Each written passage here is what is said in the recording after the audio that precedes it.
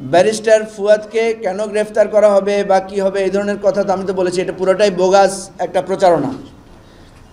এবং আপনি বুঝতে পারেন না কেন আমি বুঝলাম না, কারণ আমি তো স্পষ্ট করে বললাম যে ব্যারিস্টার ফুয়াদের একটা পুরাতন বক্তব্য গত বছরের 5ই আগস্ট, সেই আগস্টের একটা বক্তব্যকে পরিকল্পিতভাবে বিভিন্ন জায়গায় ইনবক্সে পাঠিয়ে একটা উত্তেজনা তৈরি করা হয়েছে, অ্যাজ ইফ ব্যারিস্টার ফুয়াদ এখন বলছেন যে উনি ক্যান্টনমেন্ট উড়িয়ে দেওয়ার আহ্বান জানাচ্ছেন।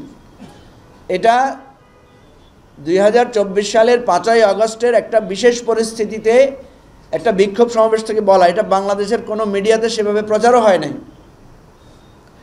অথচ সেরকম একটা ফুটেজকে এখন এনে এটা এখনকার বক্তব্য বলে প্রচার করা হচ্ছে। এবং আমি দেখেছি অনেক রাজনীতিবিদ এটাকে এখনকার বক্তব্য ধরে নিয়ে আমাদের কাছে জানতে চেয়েছেন। আপনারা ভালো করে তাকালে দেখবেন ওখানে কিন্তু পাশে অ্যাডভোকেট তাজুল ইসলাম দাঁড়ানো আছেন, যিনি chief prosecutor of the international crime tribunal. উনি তো আমাদের দল থেকে পদত্যাগ করেছেন প্রায় আজকে 8 মাস 9 মাস হয়ে গেছে, প্রায় 6 মাসের মতো হয়ে গেছে। তাহলে উনি ওখানে দাঁড়ায় বক্তৃতা দিলেন কিভাবে? এটা তো বোঝাই যাচ্ছে এটা অনেক পুরানো। এবং সেখানে আমি নাই। কেন নাই আমি? কারণ আমি তখন জেলখানায়। তো এই ছবিটা, ফুটেজটা আপনারা এটার রিয়েল জায়গাটা খুঁজলেই আপনারা পেয়ে যাবেন। সুতরাং এটা একটা মিথ্যা প্রোপাগান্ডা, এটা একটা অযথা উত্তেজনা সৃষ্টি করার চেষ্টা এবং ভয়ভীতি প্রদর্শনের চেষ্টা। এই জন্যই আমরা আজকে সংবাদ সম্মেলনের মাধ্যমে আপনাদের কাছে সেটা ক্লিয়ার করলাম। রাজনৈতিক দলগুলো সাধারণত আইনি আশ্রয় নেয় না, রাজনৈতিক দলগুলো জনগণের কাছে আশ্রয় নেয়। আমরা জনগণের, কালকে রাত্রে আমাকে অনেকে বলেছে যে ফুয়াদকে যদি গ্রেফতার করা হয় তাহলে আমরা রাজপথে নামতে চাই। ঢাকা বিশ্ববিদ্যালয় থেকে, বিভিন্ন কলেজ থেকে, ইভেন নারায়ণগঞ্জ থেকেও আমাকে একজন ফোন করে বলেছেন যে আমরা ঢাকার দিকে মার্চ করতে চাই।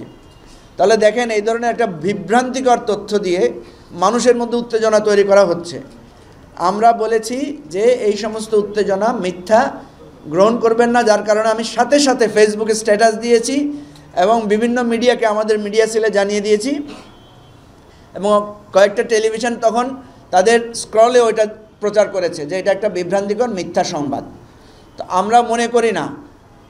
আর দ্বিতীয় হচ্ছে, রাজনৈতিক নেতাদের জন্য জেলখানা এটা হচ্ছে দ্বিতীয় বাসস্থান। সুতরাং এটা আমাদের জন্য কোনো ব্যাপার না। আমরা এটার জন্য আইনগত লড়াই এগুলো করব, যদি জেলে যেতে হয় কখনো আবার করব, অসুবিধা নেই। গতকাল রাতে আপনারা অনেকেই ঘুমাতে পারেন নাই এবং আমরা নিজেরাও আপনাদের অনেক ফোন আমরা ধরতে পেরেছি, অনেকে ধরতে পারি নাই।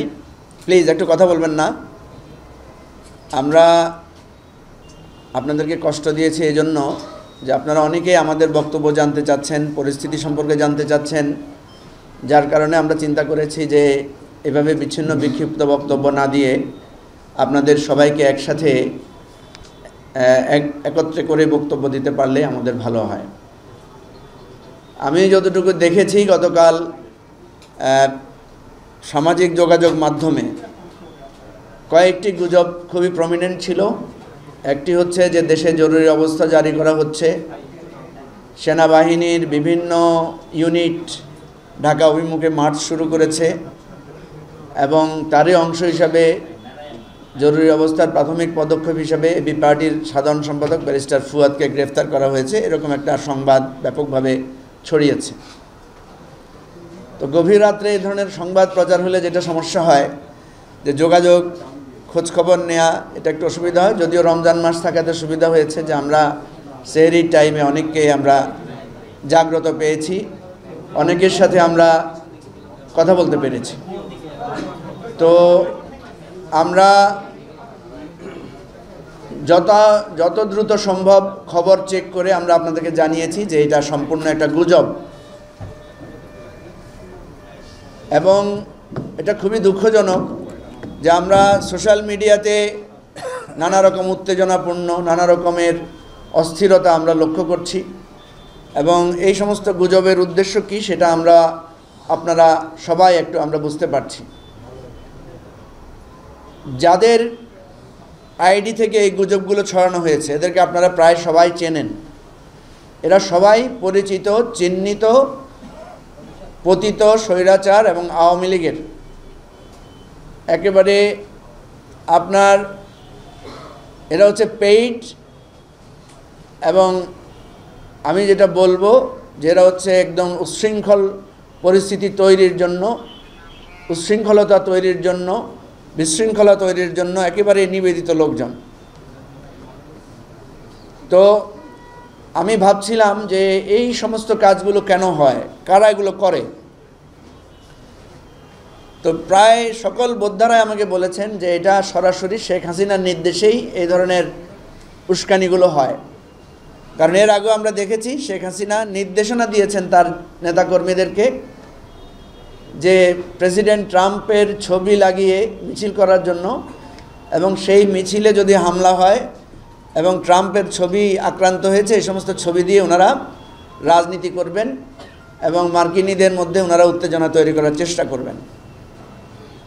ঠিক তেমনি আপনারা দেখেছেন যে ব্যারিস্টার আসাদুজ্জামান ফুয়াদ এবি পার্টির সাধারণ সম্পাদক গত 2024 সালের 5 আগস্ট, আমি তখন জেলে ছিলাম, আমাদের যখন প্রতিবাদ সমাবেশ হচ্ছিল এই বিজয় একাত্তর চত্বরে, তৎকালীন সময়ে দেশে নানা রকমের পরিস্থিতি বিরাজ করছিল, খুবই সেন্সিটিভ একটা টাইম। সেই সময়ে ব্যারিস্টার ফুয়াদের একটা বক্তব্য ছিল, কারণ আমাদের কাছে খবর ছিল যে নানা রকম ষড়যন্ত্র হচ্ছে, ছাত্র জনতার অভ্যুত্থানকে পকেটজাত করার জন্য নানা রকমের কাজ হচ্ছে। সেই পরিস্থিতিতে ব্যারিস্টার ফুয়াদ একটা বক্তব্য রেখেছেন। আপনারা সেই বক্তব্যটা ভালো করে লক্ষ্য করলে দেখবেন সেখানে তেমন কোনো ইলেকট্রনিক মিডিয়া ছিল না, কারণ সেই সময়ে ইলেকট্রনিক মিডিয়া তো দূরের কথা, সোশ্যাল মিডিয়ার কার্যক্রম তখন খুবই লিমিটেড ছিল, ইন্টারনেটও বন্ধ ছিল। সেই সময়ের একটা বক্তব্যকে গতকাল পরশু 2 দিন ধরে আমরা দেখলাম যে কে বা কারা এটা নতুন করে এটা এনেছে, এবং এটা বিভিন্ন জায়গায়, এটা মেসেজের মাধ্যমে বিভিন্ন জায়গায় এটা ছড়ানো হয়েছে এবং বলা হয়েছে যে এটা সাম্প্রতিক একটা বক্তব্য। সেটা আমি আপনাদেরকে খোলামেলা করেই বলি, আপনারা হয়তো আমাকে প্রশ্ন করবেন এই বিষয়ে, যে সেখানে দেখা যাচ্ছে ব্যারিস্টার ফুয়াদ অত্যন্ত স্পষ্ট করে বলছেন যে কোনো ষড়যন্ত্র বরদাস্ত করা হবে না, ষড়যন্ত্র যদি করা হয় আমরা আবু সাঈদের মতো জীবন দিয়ে রক্ত দিয়ে হলে সেটা মোকাবেলা করব। এবং ক্যান্টনমেন্টের একটা কথা সেখানে এসেছে যে আমরা সেখানেও আমরা প্রয়োজনে আমাদের উড়িয়ে দিব, এই ধরনের একটা কথা উনি সেখানে বলেছেন। প্রেসিডেন্টকে আওয়ামী লীগের আজ্ঞাবহ হিসেবে উল্লেখ করে তিনি প্রেসিডেন্টকেও চক্রান্ত থেকে বিরত থাকার আহ্বান জানিয়েছেন। প্রিয় ভাই ও বন্ধুগণ, আপনারা জানেন যে গণ অভ্যুত্থান মানেই ছিল আমাদের সব কিছু ওলটপালট করে দেয়া, এবং যে গণভবন উড়িয়ে দেওয়া হয়েছে, গণভবনকে মানুষ ঘেরাও করেছে, সেরকম একটা পরিস্থিতি ছিল 5 আগস্ট। সেরকম পরিস্থিতিতে একটা বক্তব্যকে বর্তমান সময়ের বক্তব্য বলে চালিয়ে দিয়ে নানা ধরনের উত্তেজনা তৈরি করার চেষ্টা কারা করেছে, এদেরকে আপনারা চেনেন। আমরা এদের সমস্ত বিষয়গুলো অবজার্ভ করেছি, লক্ষ্য করেছি এবং সংশ্লিষ্ট কর্তৃপক্ষকে জানিয়েছি। আমার সাথে বিভিন্ন জায়গা থেকে যোগাযোগ করা হয়েছে, তাদেরকে আমি বিষয়টা যখন স্পষ্ট করেছি তারা বিষয়টা বুঝেছেন। কিন্তু এর মধ্যে আমরা দেখলাম যে এটাকে পুঁজি করে নানা রকমের গুজব, নানা রকমের উত্তেজনা ছড়ানোর চেষ্টা করা হয়েছে। গতকালকে আমাদের এখানে পাশে একটা শ্রমভবন আছে, আপনারা জানেন, এখানে শ্রমিকরা আন্দোলন করছে। গতকাল এখানে সেনাবাহিনীর প্রায় 10-12টা সাঁজোয়া যান এসেছিল বিকেলের দিকে। বিভিন্ন জায়গায় খবর ছড়িয়ে পড়েছে যে এবি পার্টি অফিস সেনাবাহিনী ঘেরাও করেছে। আমার কাছে চারিদিক থেকে ফোন আসা শুরু হলো।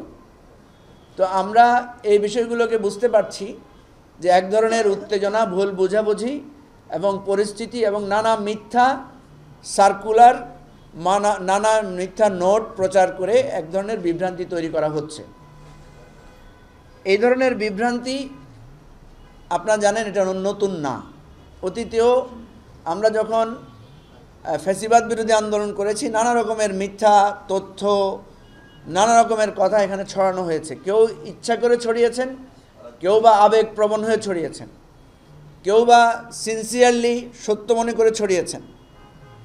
তো এই জাতীয় বিষয়গুলোতে আমি অনুরোধ করব সবাইকে যে আপনারা সবাই একটু সেন্সিবল হবেন, সবাই একটু সতর্ক হবেন, সচেতন হবেন, কোনো ধরনের তথ্য যাচাই বাছাই না করে আপনারা হুট করে সেটা প্রচার করবেন না।